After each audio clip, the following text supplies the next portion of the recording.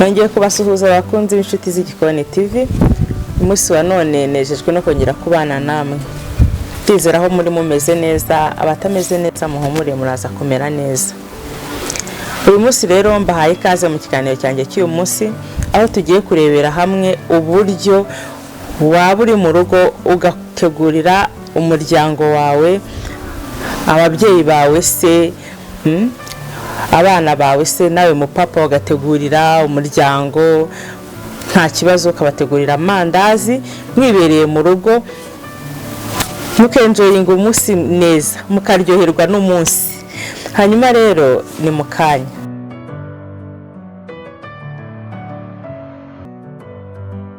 Nkuko rero nari mbabwiye, tugiye kurebera hamwe uburyo ushobora kuba uri mu rugo ugategura amandazi aryoshye hamwe n'umuryango wawe, mukishima, mwashaka mukatumira n'inshuti. Rero nateguye gukora amandazi, ngiye gukoresha ifarini, ndakoresha inusu, nkoreshe amata, nkoreshe amazi, nkoreshe isukari, ndakoresha n'amavuta, ndakoresha n'umunyu, pakimaya na chapa mandazi, ndakoresha n'igi.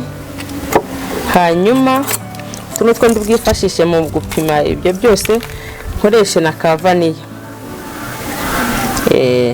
Utwo nitwo tuntu ngiye kwifashisha gukora amandazi yanjye uyu munsi wa none. Hanyuma rero twagiye, ngiye kubanza nyine nshyiremo amata,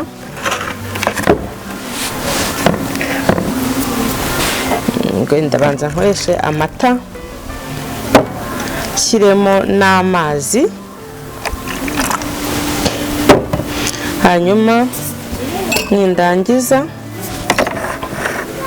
ndashyiramo aka kavaniye, ndagashyiramo kose kubera gahumura neza. Ushatse agashyiramo kose, ushatse wakagabanya, ariko nyenda gashyiramo kose kubera ukuntu kampumurira neza.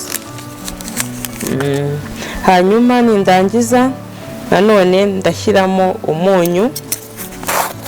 Umunyu urashyiramo aka gake cyane pe, kuko ari no muntu usu noneho biraba ari gake cyane rwose nk'aka ngaka. Hanyuma ndashyiramo iyi pakimaya, ndashyiramo iki kiyiko kinini kuko ari inusu. Ari ikiro nashyiramo ibiyiko bibiri. Yego, wowe komeza ukurikirane neza, kuko gukora amandazi ntabwo ari amagambo, ntabwo ari ibintu byo mu magambo gusa, ni ibintu byo mu bikorwa. Hanyuma warangiza ugakora ibintu bikagenda neza pe. Ikiyiko ugomba kucyuzuza neza. Uri kubona ko nakoresheje ikiyiko kinini rwose, cyuzuze neza. Yego, hanyuma pakimaya ndakoresha nako chapa mandazi, ndakoresha akayiko gatoya, kuko iyo kibi kiro nari gukoresha ikiyiko kimwe kinini, ariko kuko ari inusu reka nkoresha aka kayiko nako nkuzuze neza. Kurikirana ibipimo nshuti yanjye, utazajya umera nkanjye, kuko ibintu ntarajya kubyiga byarangoraga. Warahamagaraga kuri fone ngo mbwira bigenze gutya, yabimbwira nabikora bigapfa, umva byabaga ari isereri pe. Ariko ibindi kubaha ni ibipimo byiza uzifashisha bikemera. Hanyuma rero isukari ngiye gushyiramo ibiyiko bibiri, ariko ninumva atari idahagije ndashyiramo iyindi, kuko iyo ari mu kiro ushyiramo amagarama 250. Yego, ubu rero ni mu nusu. Hari ibintu nyine no gupima uba ubona bitoroshye. Hanyuma mpite meneramo na ryagi ryanjye. Yego, hanyuma rero nindangiza mpite nkorera isuku ahantu hanjye ndi gukorera, kuko ibingibi si ntibikeneye, ndaje mbikureho neza byose. hanyuma rero kugira ngo bitagucanga ubundi amavuta ushyiramo ikoroboyi y'amavuta yari ikiro cy'ifarini. Ubwo rero kuko ryatari ikiro cy'ifarini rwose ngiye gushyiramo aka gapfundikizo kanye nabwo katuzuye cyane. Impamvu mbashyizemo amavuta ni iyihe? Ibi bituma irindazi ryawe ryoroha rwose akagenda neza. Ikindi igi rigatuma daje tubona ukuntu bita bisa birahita bigira ibara rya jaune cyangwa ry'umuhondo ukuntu, hanyuma ukavanga. Ndumva nta kantu nsigaje ntashyizemo, ukavanga bikabanza bikamera neza byose.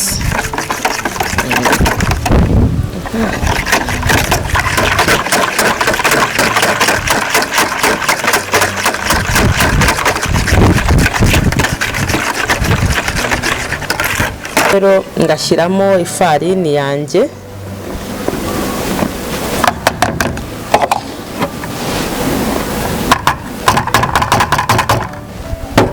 hanyuma rero muri hangana kubera ukuntu ibi bintu bisaba imbaraga rwose pe, ntabwo byakunda ko nkoresha fuwe ngo bizanoge. Oya, nawe rwose ujye ukaraba neza intoki ubundi ukoreshe intoki, bizajya biba bimeze neza. Ubundi yongeye kuvanga ipate yanjye n'ibi byose ku buryo inoga. Wowe ukomeze umbe hafi ntucike intege, kuko gukora ibintu by'amandazi bisaba nyine pratique. Gukora rero nyine kuko ni ibintu bisaba imbaraga.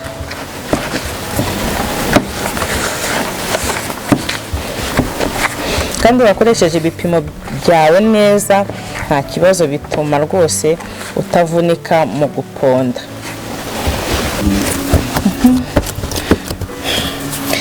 Rero murabona ko pate yanjye imaze kunoga. Ikikubwira ko yanoze rwose ntabwo ibi kigufata ku ntoki do, yanoze nta kibazo cyayo kindi ifite. Ubwo rero hasigaye ni ukuyireka ikabyimba.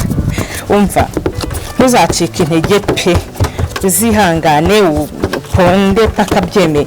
Hanyuma ushobora kuvuga uti se ko nawe nyashyiramo utuntu twinshi n'uduki rwose pe, uramutse utabonye igi washyiramo umuneke wayikoreraho se,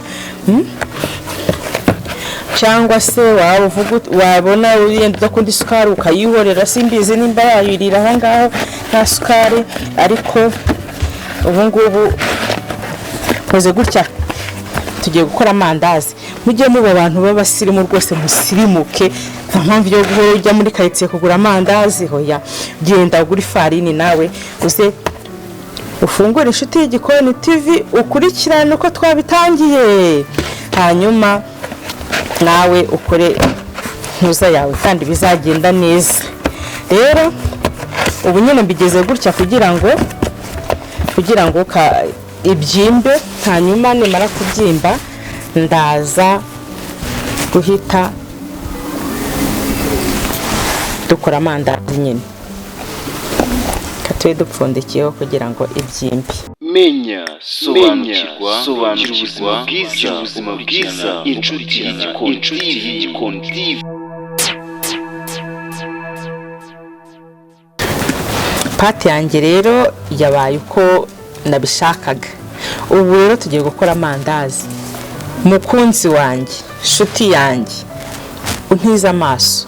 Ibyo ngiye gukora nawe uzabikuri, uzambwira urarya amandazi aryoshye yisatiye nk'uko ubishaka, kandi pe nta muntu uri bugucishe mu ijisho ngo yibaza ati se uyu muntu nabikuye he.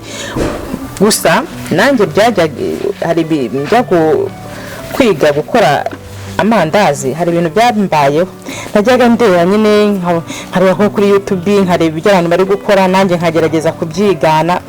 Nabyigana rero bikanga pe, bikanga neza nkabona neza biranze. Amana yanjye we nkakora mbese nkabona nanjye ko nkoza agashya. bikaba ibintu bisa nabi bikomeye bibi pe. Nibaza ariko ubundi aba bantu bigenza gute? Mfata umwanzuro pe njya gushaka mwarimu arabanza anshira anyurizaho nanjye menye uko ibintu bikorwa. Urabona ko ntabona uko ufata ku ntoki aya nibikora gutya bizemera. Hanyuma rero ikindi kintu nakwibiramo ibanga nubigenza gutya, ikintu cya mbere uzahita ukora ntuzacika intege ngo uvuge uti mbese ubwo nkoze mpite ntangira nyine shyire mu mavuta nako mpite ntangira mbumbe nkimara kugira oya. Wowe uzabanza ureke pate yawe ibyimbe, nibyo byiza. Iyo imaze kubyimba urabona ukuntu babimeze biranoroha bisa neza, ntuzagira ikibazo rwose. Ujye uzajya ubanza ureka ibyimbi kuko iyo yabyimbye dore akuntu kaba kameze kagira forume nziza cyane. Hanyuma rero mana njye ntareba kuri YouTube ngo mbigane bikanga ntarwaza rero none ngo kungwangwa amandazi ari satura gute se ngiye byari byarananiye pe. Ariko ndashaka kukwereka ibanga ririmo rya mbere nari kwetse ko ukora pate wamara kuyikora ukayireka ikagira ite ikabyimba. Yamara kubyimba ugatangira nyine ukabumba tuno tuntu. Utu tuntu rero bari kutubumba urabona ko mpafashe gutya, sinshaka kuzamera nkanjye. Ujye ukanda ku buryo wumva kuri kugakomeza nyine, uzabigerageze bizagukundira. Cyangwa nibyanga nabwo wagira gutya ku meza yawe uri gukoreraho ku buryo wumva ko akantu kawe gakomeye, nabyo nta kibazo. Yego. Hanyuma rero ibanga nshaka kuza kukwereka ni ryo kugira ngo amandazi yisature. Amandazi yisatura gute? Wowe gusa nkurikira, niteguye rwose kukwinjiza mu bihe byiza byo kurya neza nk'abandi basirimu. Tekera abana baryoherwe, dore na vacances zirageze. Wite ku bana cyangwa abana namwe mufate amatelefone musacinga Inshuti Yigikoni TV, ubundi mukorera amasiripurize ababyeyi pe. Natwe tuba dukeneye amasiripurize yanyu. Urabona ko babinihuta rwose. Abakoreye byanzara ngubaka. Irindazi riba riryoshye mw'abantu, ni hatari pe. Nuko nyine cameraman atabasha kubabwira mwese ukuntu biri bube bimeze.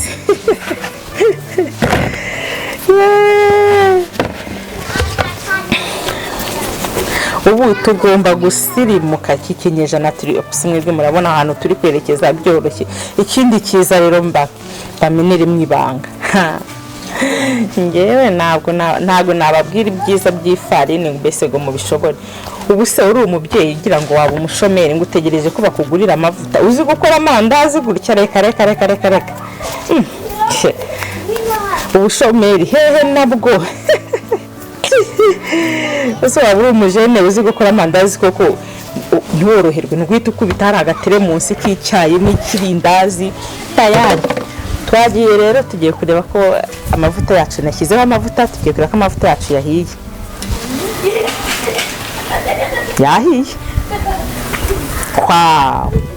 Rero bakunzi banjye, aha tugeze ngiye kubereka bamenere n'ibanga ry'ukuntu uteka irindazi rikisatura.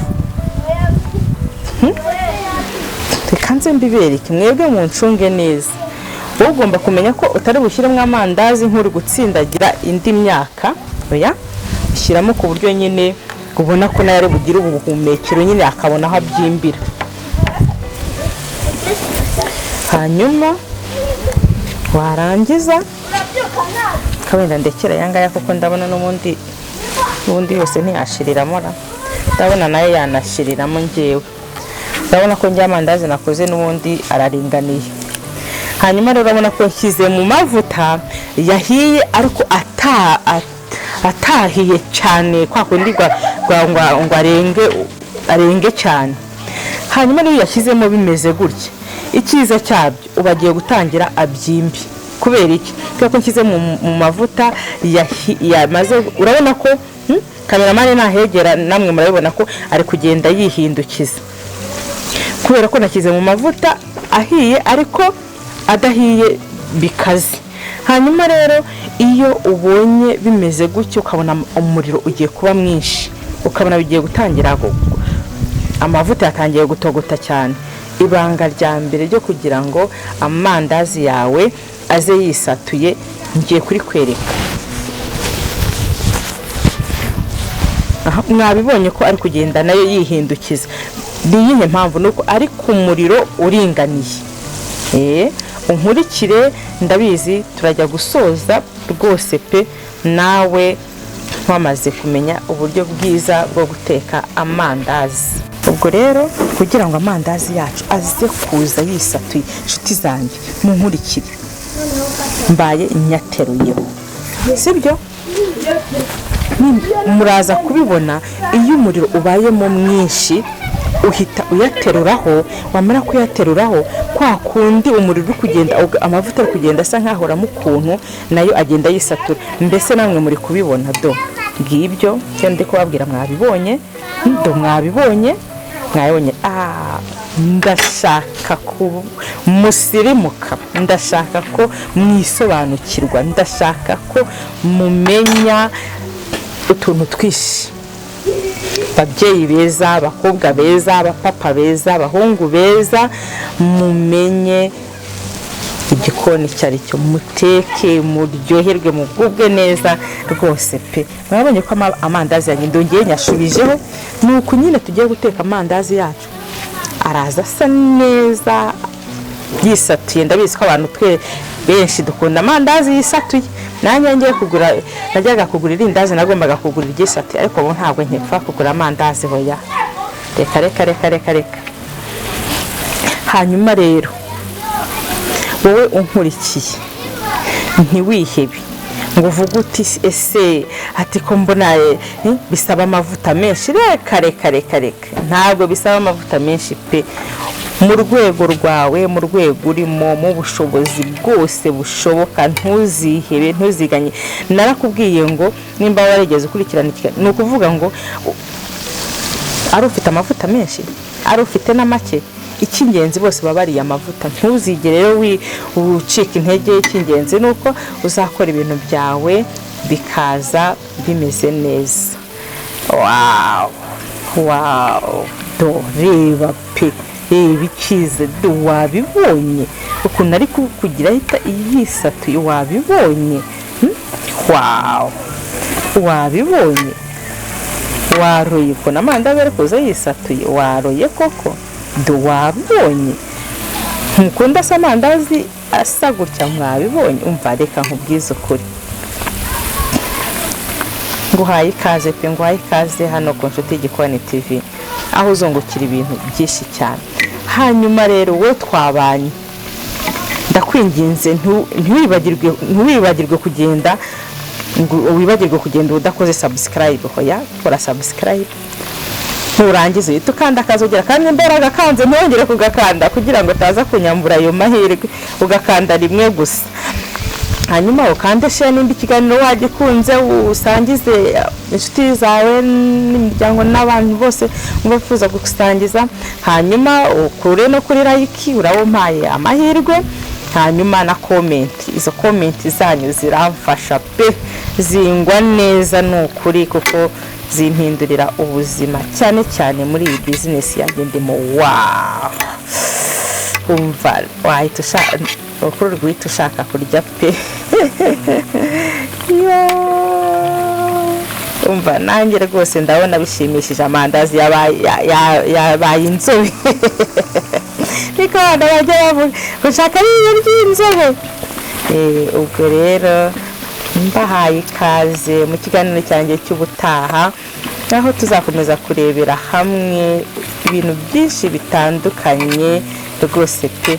Ntabwo nzahwema kubagezaho ibyiza, nta busambo mfite, ariko namwe ndabinginze mufate umwanya mu amahirwe murebe murasharinge, ariko muntu turakora subscribe, ndakwinginze mbikuye ku mutima, nawe umpaye mahirwe. Urabona ko amandazi yanjye ubundi yanahiye, nshatse ranayarura. ariko kugira ngo ashye neza reka nongere nyakureho hanyuma ndayasubizaho mpita narura. Kameramani reka nuko nguko ako wowe uzanyishyura kuko rwose mba ndimo nkwigisha utuntu twinshi. Urabona udakwiye kwishyura rero ariko nko kumibindazi bisa baribonye muri karitsiye se ugira ngo bapfa kuri hasanga oya keretse nko muri za Simba shaba kari gukosha ariko koko bana kavuga uti ndari kuguza ariko nawe rwose urasa neza pe. Aha amandazi yanjye rero yahiye igisigaye ni ukwarura ubundi tukarya. No kuyarura tukarya pe. Akeka manze kano kantu nkabike ashyira hano bamfasha cyane kandi ndagushya n'izindi ngaruka zose zatuma nangirika.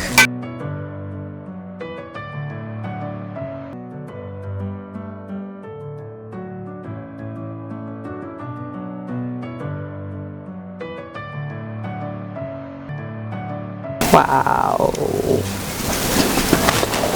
ni karibu sana, ni karibu ku meza. Kaya rero nawe nguko amandazi yacu uko ameze. Ikiganiro cyacu cy'uyu munsi nguko uko giteye.